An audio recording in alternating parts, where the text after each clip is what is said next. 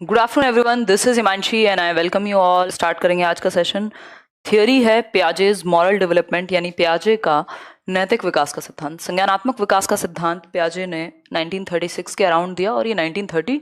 चलिए, पियाजेज moral development यानी पियाजे का नैतिक विकास का सिद्धांत। क्या कहते हैं पियाजे? नैतिकता की हमने कल बात की थी, मॉरलिटी की। बेसिकली कुछ प्रिंसिपल्स हैं जो हमें सही और गलत बताते हैं समाज के अंदर, या जब हम अकेले हैं तब भी। बेसिकली इंसान में कुछ प्रिंसिपल्स हैं जिनको वो फॉलो करे तो वो सही और गलत का निर्धारण अपने लिए कर सकता है। आज अपने मॉरल डेवलपमेंट में ये कहना चाहते हैं 1932 के अंदर, 1932 में इंटरव्यू मेथड यानी बच्चों का साक्षात्कार ले लेके या उनके साथ डिस्कशन कर करके इन्होंने जाना कि ये दो अवस्थाओं से होके निकल रहे हैं। जब मॉरल डेवलपमेंट होता है बच्चे में तो वो दो अवस्थाओं से गुजरता है। इसको हम ऐसे भी समझते हैं कि पियाजेज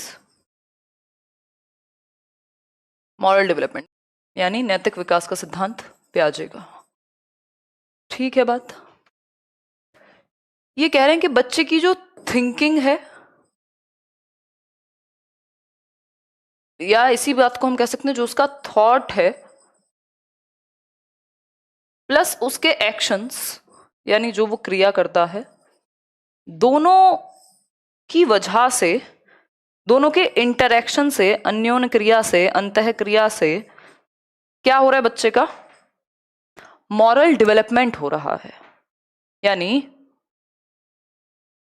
यानी मॉरल डेवलपमेंट हो रहा है मतलब नैतिक विकास, मॉरल डेवलपमेंट। ठीक है बात? मॉरल डेवलपमेंट का कारण क्या बताया उन्होंने? कहा थिंकिंग, जो बच्चा सोचता है और एक्शन लेता है, और ये जो पूरा उसकी मॉरल डेवलपमेंट की प्रक्रिया है ये अफेक्ट किससे होगी? बच्चे की एज से। तो जैसे जैसे उसकी एज बढ़ेगी उसका सोचने का तरीका, तर्क करने का तरीका, उसकी मॉरल डेवलपमेंट, उसका मॉरलिटी भी चेंज होगी। तो एज के अकॉर्डिंग या उसकी कॉग्निटिव मैच्योरिटी के अकॉर्डिंग उसकी थिंकिंग प्रोसेस चेंज होती है। थिंकिंग प्रोसेस चेंज होती है तो मॉरलिटी पे भी फर्क पड़ता है, ऐसा पियाजे कह रहे हैं। ठीक है बात? ऐसा पियाजे मान रहे हैं। क्या लिखा है यहां पर? मॉरल डेवलपमेंट जो है वो किसका प्रोडक्ट है इनके अकॉर्डिंग?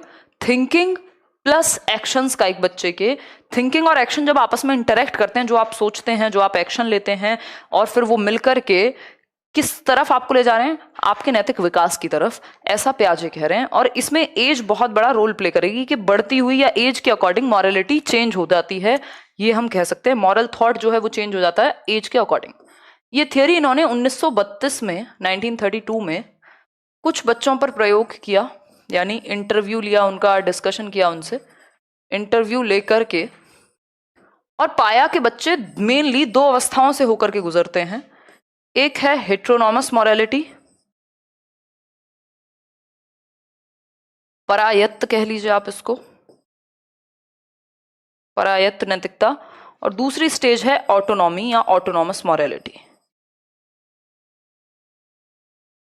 ऑटोनॉमस यानी स्वायत्त, जहां खुद के रूल्स हैं, है ना, माई लाइफ माई रूल्स वाली बात ऑटोनॉमस में होगी। हेट्रोनॉमस में बाहर से इम्पोज्ड, अथॉरिटी से इम्पोज्ड होंगी चीजें। ठीक है, ये बाहरी रूल्स से यहां प्रभावित होगा, यहां सेल्फ से चलेगी मॉरलिटी। अगर आप आसान भाषा में इसको समझना चाहते हैं तो ये दो शब्दों में पूरी थियोरी मैंने खत्म कर दी है, बट फिर भी इसमें अपडेट्स हैं over the period of time. समय के साथ इसमें थोड़े से परिवर्तन हुए इस थियोरी में, और उस पर भी हम चर्चा करेंगे कि कैसे 2 से 4 स्टेजेस में डिवाइड कर दिया गया चीजों को। ठीक है बात? 2 से 4 स्टेजेस में कैसे कन्वर्ट हुई चीजें, उस पर भी हम क्या करेंगे? फोकस करेंगे। लेकिन इसके आगे 4 स्टेजेस भी हम पढ़ेंगे। कई बार जब इनको डिटेल में ले जाया गया या इसको एक्सपेंड किया गया तो वो 4 स्टेजेस पूछ लेता है। ठीक, इससे पहले हम इन दोनों को समझेंगे। उन 4 स्टेजेस को समझने से पहले इन दोनों को ढंग से समझेंगे। देखिए एक बार, देखिए चिल्ड्रंस अंडरस्टैंडिंग। अब इन्होंने कहा 3 क्वेश्चंस महत्वपूर्ण है पियाजे के अकॉर्डिंग। मॉरल डेवलपमेंट में बच्चे ने क्या जजमेंट लिया उससे ज्यादा जरूरी है उसने सोचा कैसे, है ना, उसने सोचा कैसे ये ज्यादा जरूरी है पियाजे के अकॉर्डिंग, बजाय कि उसने डिसीजन क्या लिया। तो इसमें 3 क्वेश्चंस उनके सामने निकल करके आए पियाजे के, और वो 3 क्वेश्चंस कैसे हैं मैं आपको दिखा देती हूं। पहले फर्स्ट क्वेश्चन पे फोकस करेंगे।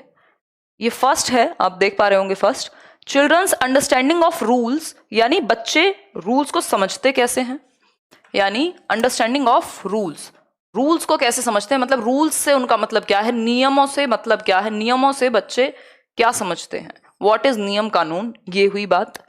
दूसरा, मॉरल रिस्पॉन्सिबिलिटीज से वो क्या समझते हैं, यानी नैतिक जिम्मेदारी है हम सबकी, इसका मतलब बच्चे क्या निकालते हैं। और तीसरा एक और प्रश्न था, तीसरा एक और प्रश्न है, वो है कि बच्चे जस्टिस के बारे में क्या समझते हैं। यानी 3 क्वेश्चन हुए कि वो मॉरल रूल्स के बारे में क्या समझते हैं,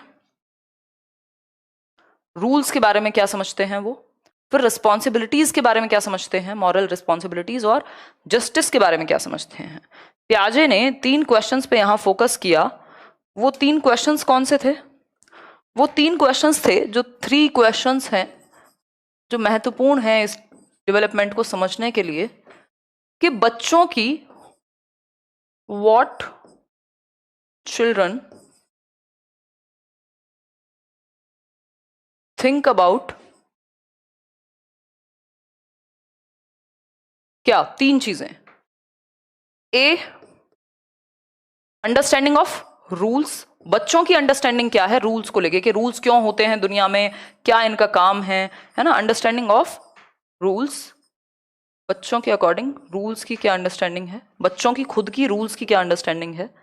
दूसरा, उनकी अंडरस्टैंडिंग किसकी, मॉरल रिस्पॉन्सिबिलिटी की, हमारी नैतिक जिम्मेदारी से उन्हें क्या समझ में आता है कि हमारी कोई नैतिक जिम्मेदारी है भी कि नहीं। भाई हम रोड पे कचरा फेंक के जाएं, ये हमारी नैतिक जिम्मेदारी है क्या, इसका मतलब क्या है कि हम सच बोलें, समाज में अच्छाई पे फोकस करें, इस तरीके की चीजें। तीसरा है जस्टिस से वो क्या समझते हैं, यानी न्याय जैसी कोई चीज एग्जिस्ट करती है या नहीं, ये भगवान न्याय करता है या इंसान न्याय करता है या न्यायपालिका न्याय करेगी। ये यहाँ पे 3 क्वेश्चंस की बात पियाजे कर रहे हैं। एक तो क्वेश्चन है कि बच्चे अलग अलग स्टेज में रूल्स को क्या समझते हैं या कैसे समझते हैं, दूसरा क्वेश्चन है नैतिक जिम्मेदारी को कैसे समझते हैं, और तीसरा क्वेश्चन है जस्टिस को कैसे समझते हैं। इन तीनों का ही जो डिस्कशन है वो यहां आपको बताएगा कि बच्चों का मॉरल डेवलपमेंट यानी उनका नैतिक विकास होता कैसे है, उनका नैतिक विकास होता कैसे है। इन तीनों का ही जो निचोड़ है वो इस थियोरी में हम पढ़ेंगे। ठीक है बात, क्लियर है बात। चलिए, कोई कह रहा पर्सनैलिटी कब कराओगे, टॉपिक वाइज चलेंगे या जब कराएंगे तब बता देंगे। देखिए अभी तो थियरीज ऑफ डेवलपमेंट ही चल रही है ना, अब इनको अगर एक एक करके समझना चाहें तो बच्चों की अंडरस्टैंडिंग रूल्स की, यानी रूल्स आते कहां से हैं, कौन बनाता है रूल्स, छोटे बच्चे को तो पता नहीं ना कि आपका लॉ भी है, कौन बनाता है रूल्स, आते कहां से हैं और क्या उनमें बदलाव संभव है, ऐसे ऐसे क्वेश्चन बच्चे के दिमाग में होते हैं। ठीक है विकास, लास्ट के 10 मिनट क्वेश्चन ले लिया करेंगे आप लोगों के, मतलब ये रूल्स बनाता कौन है, आते कहां से हैं, और क्या इनको हम चेंज कर सकते हैं या नहीं कर सकते, रूल्स के बारे में ये बच्चों के सवाल होते हैं। फिर दूसरा क्वेश्चन है children's understanding of moral responsibility, यानी नैतिक जिम्मेदारी के बारे में बच्चा क्या समझता है, इस पे चर्चा होनी चाहिए। ठीक, who is to blame for bad things, यानी किसको ब्लेम करेंगे अगर चीजें गलत हो रही हैं समाज में, तो रेप हो रहे हैं तो किसको ब्लेम करेंगे। ठीक, क्या सिर्फ वो रेपिस्ट ही विक्टिम है या और भी उसके पीछे एक मानसिकता है। Difference between mistakes and intentional wrong doings, कि गलती होना और इंटेंशनली गलत करना किसी के साथ, इनमें क्या डिफरेंस है, तो ये भी समझेगा बच्चा, है ना। आगे तीसरा question, children's understanding of justice, वो न्याय को कैसे देखते हैं। Should the punishment fit crime, यानी जैसा क्राइम है वैसी पनिशमेंट मिल पाती है लोगों को। बहुत सारे लोग ये कहते हैं भाई इनको तो फांसी की सजा होनी चाहिए थी, बट नहीं देती सरकार, तो सेटिस्फाइड नहीं है जस्टिस से। जो गिल्टी हैं क्या उनको हमेशा पनिशमेंट मिलती है, ये क्या है, ये जस्टिस न्याय के बारे में सवाल है। देखो क्लास कम से कम डिस्टर्ब हो। पियाजे फाउंड दैट चिल्ड्रंस आइडियाज, जो बच्चे के विचार हैं, जो बच्चों के विचार हैं रिगार्डिंग रूल्स, किसके बारे में? नियमों के बारे में जो बच्चों के विचार हैं, नियमों के बारे में, या नियमों के बारे में बच्चों के जो विचार हैं, या नियम, मॉरल जजमेंट एंड पनिशमेंट, वो चेंज होते रहते हैं जैसे जैसे बच्चा बड़ा होता है। यानी तीन चीजें, रूल्स चेंज होते रहते हैं, एज के अकॉर्डिंग बच्चे को समझ में आ जाता है कि रूल्स हमने ही बनाए हैं। जजमेंट, वो किस चीज को गलत और सही मानता है, ये चेंज होता रहता है। पनिशमेंट कैसी मिलनी चाहिए, कब मिलनी चाहिए, इस पे भी उसके विचार बदलते रहते हैं एज के अकॉर्डिंग। ऐसा आप खुद में भी देख सकते हैं, जब आप छोटे होंगे तो आप मानते होंगे यार रूल्स तो फिक्स्ड हैं। पहले तो ये स्थिति होगी कि आपको फर्क नहीं पड़ता होगा रूल्स से, है ना कनिष्का। फिर उसके बाद अगर हम बात करें तो एक स्टेज ऐसी आती है जब हमें लगता है रूल्स तो होने ही होने चाहिए। हम जजमेंट भी हमारा अलग तरह का होता है अलग एज में। जैसे जब मैं छोटी थी, अब ये आप लोग सभी बड़े ही हैं तो हम ये बात कर सकते हैं, यहाँ 18 साल से ज्यादा के लोग हैं, कि जब मैं छोटी थी तो मुझे ये लगता था कि जो भी इंसान, क्योंकि मैंने अपने परिवार में या मेरे दिमाग में ये चीज थी, शायद वो परवरिश में थी या जो भी था, तो मुझे ऐसा मैं मानती थी कि जो भी इंसान स्मोक करता है, गाली देता है, मे बी ड्रिंकिंग करता हो, वो सारे गलत लोग होते हैं, वो लोग ही खराब हैं, वो इंसान ही खराब हैं जो ये सब करें। जबकि ये जो जजमेंट है मेरा एज के अकॉर्डिंग बदल गया कि पर्सनैलिटी होती है इंसान की, दीज आर जस्ट हैबिट्स। जरूरी नहीं है जो इंसान या जितने भी लोग जो ड्रिंक नहीं करते, स्मोक नहीं करते, गाली नहीं देते, वो बहुत बढ़िया लोग हैं, या वो बड़े सुकून से रहते होंगे अपनी फैमिली में, या उन्होंने बड़ा अच्छा काम किया होगा जीवन में। जरूरी नहीं है। और जरूरी ये भी नहीं है कि जितने भी लोग ड्रिंकिंग, स्मोकिंग और गालियां दे रहे हैं वो सारे खराब ही हैं, या वो खुशी से नहीं रह पा रहे होंगे जीवन में और दुनिया में। तो ये जजमेंट बदल गया एज के अकॉर्डिंग। मैं यहाँ किसी भी चीज को जस्टिफाई नहीं कर रही हूं, बट पर्सनैलिटी, जो मेरा जजमेंट था सिर्फ एक हैबिट से लेके पूरी पर्सनैलिटी को, पूरे व्यक्ति को जज कर लेने का, वो चेंज हो गया टाइम के अकॉर्डिंग, एज के अकॉर्डिंग, है ना। तो ये एक बेसिक बात है। तो हमारे जो रूल्स की डेफिनेशन है वो भी एज के अकॉर्डिंग चेंज होती रहती है, जजमेंट की भी। और पनिशमेंट आप देख ही रहे हैं आज की डेट में, ऐसे लोग जो किसी ने 5 रुपए की रिश्वत ली हो, कोई पुलिस वाला या वाली खड़ी हो कहीं, जिन लोगों को छुट्टी तक नहीं मिलती, 16-16 घंटे वो काम करते हैं और बहुत सारी चीजें, मैं यहाँ जस्टिफाई फिर से नहीं कर रही हूं, बट आपको दो सिचुएशन दे रही हूं दुविधा की। दूसरी तरफ ऐसे लोग जो अपने आप को सेलिब्रिटीज कहें या फिर बहुत बड़ी पावर में हैं, वो मर्डर भी करके बच जाते हैं। कई बार हम देखते हैं बहुत ही हीनियस क्राइम में भी बच जाते हैं। अब क्योंकि वो प्रूव नहीं हो पाता, उसका रीजन हमें पता है, क्योंकि पावर है। तो अब गलत क्या हुआ, तो पनिशमेंट का जो ये थॉट है, पनिशमेंट का जो ये नॉर्म है, ये भी सबके लिए एक जैसा नहीं है। ठीक है यूसुफ, रिकॉर्डिंग नहीं है ये। तो ये क्या है, ये जो तीनों की डेफिनेशन है, एज और हमारी थिंकिंग प्रोसेस के अकॉर्डिंग हमारी मॉरलिटी एज के अकॉर्डिंग चेंज होती है, बाद में धीरे धीरे डेवलप होती है, ये कह सकते हैं, है ना। रूल्स, जजमेंट, पनिशमेंट एज के अकॉर्डिंग चेंज होते हैं। ठीक है बात। कोई कह रहा है कॉलेज और सेल्फ स्टडी के बीच में कैसे मैनेज करें। आप अगर कॉलेज जा रहे हैं या काम कर रहे हैं, सेल्फ स्टडी कर रहे हैं, तो 2-4 घंटे तो आप निकाल सकते हैं पढ़ाई के लिए। कॉलेज की पढ़ाई के अलावा 2 से 4 घंटे आप निकाल सकते हैं। कॉलेज में उतना दबाव नहीं होगा कि आप पूरे 16 घंटे पढ़ाई कर रहे होंगे। 2 घंटे तो मिनिमम निकाल सकते हैं। तो उन 2 घंटे का सही प्रयोग कीजिए, टाइम वेस्ट मत कीजिए। उन 2 घंटे में चुनाव करके रखिए कि आपको पढ़ना क्या है उन 2 घंटे में। ठीक है बात। तो ये एज के अकॉर्डिंग या बच्चे जैसे ग्रो होते हैं, बड़े होते हैं, दीज आइडियाज चेंज। ठीक, प्रैक्टिस क्वेश्चन का डिस्कशन करेंगे, पहले ये थ्योरी तो कंप्लीट होने दो और वो पेडागोजी स्पेशल बैच में जाएगा। अब ये जो 2 थ्योरीज हम पढ़ रहे थे, there are 2 stages of moral development given by Jean पियाजे। इन्होंने मेनली 2 स्टेजेस दिए हैं, इसकी कुछ सब स्टेजेस हैं जो मिलकर के 4 स्टेज हो जाती हैं, उन पे चर्चा बाद में करेंगे। अभी पहले इन 2 स्टेजेस को समझ लेते हैं। आज क्वेश्चन नहीं होंगे। इतनी सीरियस लग रही हूं क्या मैं? बहुत सीरियस लग रही हूं क्या? नहीं, सीरियस तो नहीं हूं यार मैं, थोड़ी बहुत तबीयत ढीली होगी।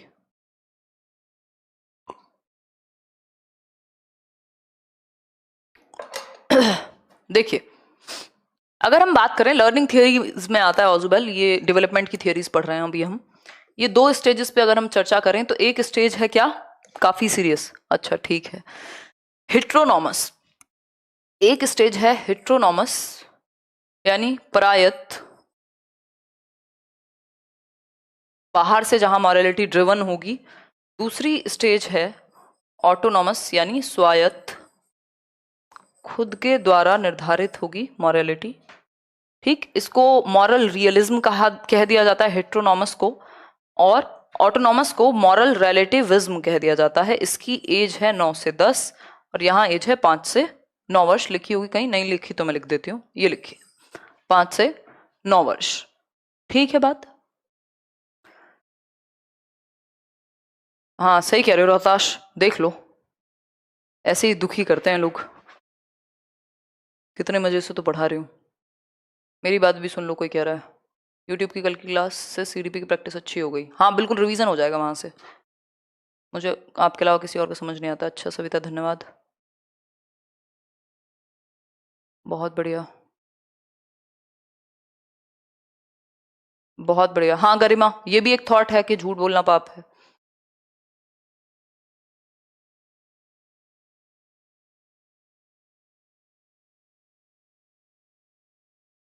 जी नहीं, यूट्यूब तो फ्री होती हैं क्लासेस।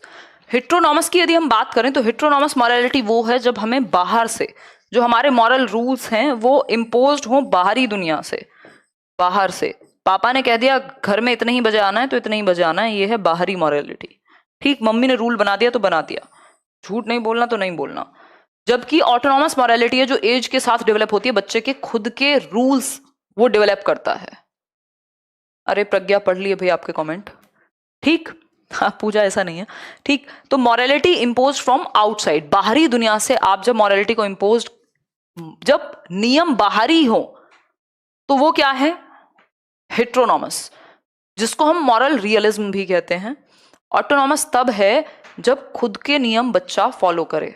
ठीक, नहीं हामिदा, यूट्यूब की क्लास अलग होती है, ये अलग होती है, ये तो पेड बैच की ही क्लास है सिर्फ, मतलब सेम टाइम पे नहीं चल रही है। देखो अब इन दोनों के बीच में डिफरेंस समझ लेते हैं कुछ पॉइंट्स के थ्रू। फोकस करो यहाँ पे, बातों में मत फोकस करो फिर समझ नहीं आएगा। देखो अगर हम बात करें तो ये है हेट्रोनॉमस मॉरलिटी, एक तरफ लिखा है यानी परायत्त जो बाहरी मॉरलिटी है, बाहर से रूल्स बनेंगे परायत्त, और दूसरी तरफ है ऑटोनॉमस मॉरलिटी, ऑटोनॉमस मॉरलिटी यानी स्वायत्त। ठीक है बात, ये बात क्लियर है या नहीं? दो पूजा है, अच्छा ठीक है। पूछिए समीरा, ऑफलाइन कब पढ़ाओगे? पढ़ा देंगे जब फुर्सत मिल पाएगी यार, अभी तो ऑनलाइन ही इतनी क्लासेस हो जाती हैं, फिर कोरोना है ऊपर से। ठीक, देखिए तो हेट्रोनॉमस मॉरलिटी जिसको हम 5 से 9 मान के चल रहे थे, ठीक, during this stage children consider rules as being absolute, जो रूल्स हैं उनमें परिवर्तन संभव नहीं है, अनचेंजिंग है, डिवाइन है, ईश्वर के जैसे हैं, बदलाव संभव नहीं है। रूल्स में, नियमों में बदलाव संभव नहीं है। ये है किसमें? हेट्रोनॉमस में, कि जो रूल्स बन गए हैं ना, अच्छा स्वास्थी, जो रूल्स बन गए हैं उनमें परिवर्तन संभव ही नहीं है, ऐसा मानेगा हेट्रोनॉमस मॉरलिटी वाला बच्चा, क्योंकि यहां बाहर से इंपोज होते हैं रूल्स। ठीक, फिर है children recognise there is no absolute right, बच्चे ये पहचानते हैं ऑटोनॉमस स्टेज में, जब वो आते हैं 9 साल के बाद, तो उनको पता चलता है यार ऐसा कुछ नहीं है कि पूरे तरीके से सही और पूरे तरीके से गलत कुछ नहीं होता दुनिया में, एब्सोल्यूट नहीं होता, प्योर तरीके से सही और गलत नहीं है। वो मूवी देखी होगी आपने, वो बाला आई थिंक नाम था, पता नहीं क्या नाम था, जिसमें वो आयुष्मान खुराना के बाल नहीं है ना, और वो कोशिश करता रहता है मोनिका के उसके सर पे बाल आ जाएं या तेल लगा ले, ये कर ले वो कर ले, जरा बताओ उसका नाम मैं भूल रही हूं। तो उसमें क्या है बेसिकली, वो उसमें बताया गया आई थिंक बाला ही है आई थिंक, हाँ हाँ हाँ। तो उसमें लास्ट में कहा गया कुछ चीजों पे कि मतलब सही और गलत जैसा कुछ नहीं है, बस ज्यादा गलत और कम गलत है, या ज्यादा सही या कम गलत है, मतलब इस तरीके की चीज है कि एब्सोल्यूट नहीं होता, कुछ भी व्हाइट एंड ब्लैक नहीं है, बीच का रास्ता कहीं ना कहीं। हर इंसान में सब कुछ है ना भाई, आप में गुस्सा भी है, जेलसी भी है, एनवी भी है, फियर भी है, लव भी है, अफेक्शन भी है, हर चीज है आपके अंदर। आप किसको बढ़ावा दे रहे हो, बस वही खेल हो जाएगा कि आप थोड़े बेहतर हो जाओगे सामने वाले से। ठीक, तो हम कह सकते हैं कि एब्सोल्यूट राइट और रॉन्ग कुछ नहीं होता दुनिया में, ऐसा हम समझने लगते हैं जैसे ही हम बड़े होते हैं एज के साथ। और जो मॉरलिटी है, जो नैतिकता है, वो डिपेंड करती है इंटेंशन पे कि मेरी इंटेंशन कैसी थी। जो गीता में जिसकी बात करते हैं ना, या बेसिकली इंटेंशन कैसी है आपकी किसी काम को करने के पीछे। अगर इंटेंशन बेहतर है तो गलत चीज भी, मतलब मैं ये हमेशा कहती हूं, कई लोग कहते हैं हमें नौकरी इसलिए चाहिए क्योंकि पड़ोसी को जवाब देना है, या मैं इसलिए कोई मार्कशीट दिखाऊं कि किसी और को जवाब मुझे देना है कि देखो मेरे 30 में से 30 आते हैं सीडीपी में, या 29 आते हैं हिंदी में, या 28 आते हैं इंग्लिश में, क्योंकि मुझे 4 लोगों को जवाब देना है। यहां मेरा सही एक्शन भी गलत हो गया क्योंकि मेरी इंटेंशन गलत है। तो इंटेंशन पे डिपेंड करेगा कि एक्शन सही है या गलत है ऑटोनॉमस मॉरलिटी में। भाई आपका उसके पीछे तर्क क्या था, आपकी इच्छा क्या थी, आपकी भावना कैसी है, उस पर डिपेंड करेगा कि एक्शन सही है कि गलत है। तो सही काम भी अगर आप गलत इंटेंशन के लिए कर रहे हो, आप पढ़ाई कर रहे हो पूरी जान लगा के, आपको नौकरी लेनी है क्योंकि किसी को जवाब देना है, कल वो किसी की डेथ हो गई फिर किसको जवाब दोगे, तो आप सही काम भी गलत इंटेंशन के लिए कर रहे हो। तो सबकी मॉरलिटी अलग है। इसमें कई लोग हो सकते हैं उनको फर्क नहीं पड़ता और वो कहेंगे ठीक है क्या फर्क पड़ता है, पढ़ाई तो हो रही है ना, चाहे नेगेटिव मोटिवेशन से हो चाहे पॉजिटिव से हो। तो डिपेंड करता है कि इंटेंशन, अगर आप, मैं हमेशा ये कहती हूँ कि सही काम भी अगर गलत इंटेंशन से हो रहा है तो उसका कोई पॉइंट नहीं है, फिर वो बाद में आपको खुशी नहीं देगा एक टाइम के बाद। अगर आप सिर्फ किसी को प्रूव करने के लिए नौकरी लेना चाहते हैं तो एक टाइम के बाद मिल भी जाएगी और फिर आप बहुत दिन तक खुश तो रहेंगे नहीं, क्योंकि आपका रीजन गलत था उस काम को करने का। तो इंटेंशन मैटर करेगी, नॉट कॉन्सिक्वेंस। रिजल्ट क्या हुआ उससे ज्यादा जरूरी है इंटेंशन। हालांकि दुनिया में थोड़ा अलग तरह की चीजें चलती हैं, बट ये इस तरीके की मॉरलिटी है जो ये कहती है कि कुछ भी एब्सोल्यूट राइट और रॉन्ग नहीं होता, ये तो डिपेंड करता है आपकी इंटेंशन पे, नॉट कॉन्सिक्वेंस। भाई मान लो बच्चे से, एक बच्चा है जो रोज लेट आता है, अब उसका जो कॉन्सिक्वेंस है वो तो लेट आता है, बाकी बच्चे भी ऐसा ही सीख जाएंगे। लेकिन जिस दिन उससे बात की गई और पता किया कि वो घर में बहुत सारे काम करके लेट आता है, तो उसकी इंटेंशन का पता लगा, तो उसको हम इस बात पे जज नहीं कर सकते कि वो लेट आता है तो वो गलत ही है। उसकी इंटेंशन, उसके पीछे जो रीजन है वो बताएगा कि वो किस तरीके से चीजें करता है ना। Children, thank you Rekha ji, children regard morality as obeying other people's rules and laws. जो बच्चे हैं, अब इसमें किसमें, हेटेरोनॉमस मॉरलिटी में, वो रूल्स को फॉलो करते हैं जो समाज ने या लॉज जो बनाए गए हैं उनको ऐसे देखते हैं कि चेंज तो पॉसिबल ही नहीं है, चेंज नहीं हो सकते, अनचेंजेबल हैं रूल्स में परिवर्तन संभव ही नहीं है। ठीक है। Children take other people's intentions and circumstances into account.